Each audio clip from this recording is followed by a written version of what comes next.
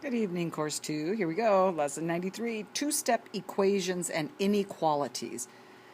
All we're doing is we're still isolating our variable, but it will take 2 steps. So it's really not a really new concept. It just takes one more step. And so our secret word is going to be isolate, because you need to isolate your variables. All right, for example, we have 2x plus 5 equals 35. Well, I need to isolate x, right?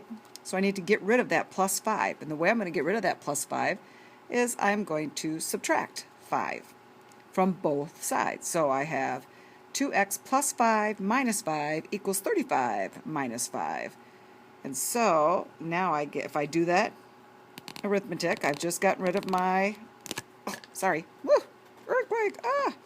I've just gotten rid of my 5s. And so now I have 2x equals 30. Divide 30. Here's the second step. Divide 30 by 2, you get x equals 15. So really easy, easy, easy. We're just adding this next little step.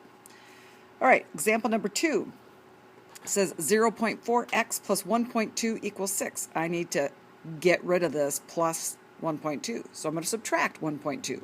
So I have 0.4x plus 1.2 minus 1.2 equals 6 minus 1.2, because remember, we have to stay balanced. Anything I do to this side, I have to do to this side of the equal sign.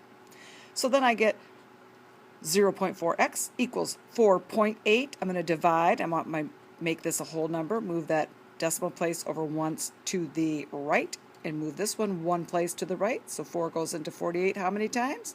You should know that. 12 is the answer. All right, now what about fractions? Same thing.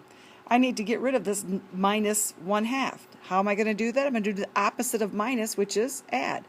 So negative 2/3 x minus 1/2 plus 1/2 equals 1/3 plus 1/2. Uh-oh, I need to have common denominators. So that's actually going to look like 2/6 plus 3/6, which is 5/6. So now I have negative 2/3 x equals 5/6. How do I divide a fraction?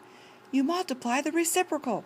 That's right, you are geniuses. So x equals 5/6 times negative 3/2, and I can cross cancel. Because I'm multiplying a negative with a positive, my answer has to be, that's right, negative. So 5 times 1 is 5, 2 times 2 is 4, so my answer is negative 5/4. Okay? It really is simple. We've done this all before. Here's another example. Negative 15 equals 3x plus 6. I hate it when they do that, so I always flip it around, and my brain likes it better. 3x plus 6 equals negative 15. It's the same thing. I just like it flipped over. All right, so I need to get rid of this positive 6, or this adding 6, so I'm going to subtract 6. 3x plus 6 minus 6 equals negative 15 minus 6. Or you can think of this algebraically as negative 15 plus negative 6. Okay? So now I have 3x equals negative 21. Well, this is a positive number, but I'm ending up with a negative product, so the other factor has to be negative. So 3 goes into 21 how many times? 7. Better be negative to get my negative product. And so let's say we don't believe it, so let's check it. Let's just put negative 7 into our formula. So 3 times negative 7 plus 6 equals negative 15. Was that right? 3 times negative 7 is negative 21 plus 6. Yep, negative 15. We did it right. Now, they're also going to have you solve and graph. So here we go. We have 2x minus 5 is greater than or equal to 1. What? Don't worry about this. It's going to make sense when we graph it. We still need to get rid of that minus 5. So we're going to do the opposite of minus, and we're going to add. So 2x minus 5 plus 5 is greater than or equal to 1 plus 5, because whatever I do on this side, I have to do on this side. So now I have 2x is greater than or equal to 6, but I still need to isolate x. So I'm going to divide both sides by 2, right? 2 goes into itself once. We don't even have to write that. And 2 goes into 6 3 times. So now, oh yeah, that looks familiar. X is greater than or equal to 3. Graph it on a number line.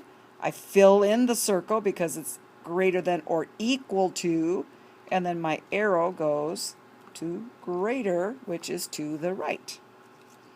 Oh yeah, Mrs. Van Zeelen, this is not hard. You're right, it's not hard. I'm going to do 4 practice sets with you, and then you're going to do 4 on your own. So again, I want to isolate my x. This is negative or minus 15, so I want to add 15. So I have 8x minus 15 plus 15 equals 185 plus 15. So now I have 8x equals, well, what's 185 and 15? Would be a 10. Carry that, would be a 10. Oh, 200. So x equals, well, can 8 go into 200? Yes, it can. Let me show you. 8 can go into 20 how many times? 1? No, more. 2? 16. Very good. You get 4. Oh, look at that. 5. Or you could have thought money, right? How many quarters are in 200? 8. So the answer is 25. All right, how about if we have a fraction again? We have 3/4 m minus 1/3 equals 1/2. Since we're minusing, I'm going to add a third. So I have 3/4 m minus 1/3 plus 1/3. Now I've just gotten rid of the 1/3 on that side. Equals 1/2 plus 1/3. Uh-oh, I need common denominators, so 6 is going to be my common denominator.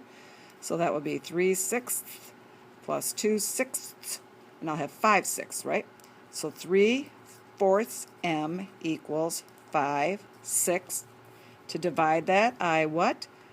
Multiply the reciprocal. So m is going to equal 3 over 5, 5 over 6 times 4 over 3. And I can cross cancel by using 2 can go in there 2 times, 2 can go in there 3 times, and I'm going to get 10 over 9, which I would accept that, or you can go ahead and make it a mixed number, 1 and 1/9. Okay, either one. What if we have a negative 6p plus 36 equals 12? Roll. I can tell we're going to get something tricky here. So this is plus, I'm going to need to subtract, right? Negative 6p plus 36 minus 36 equals 12 minus 36. Oh no! So remember, think of that as 12 plus a negative 36. So 36 minus 12 is going to be 24, but it's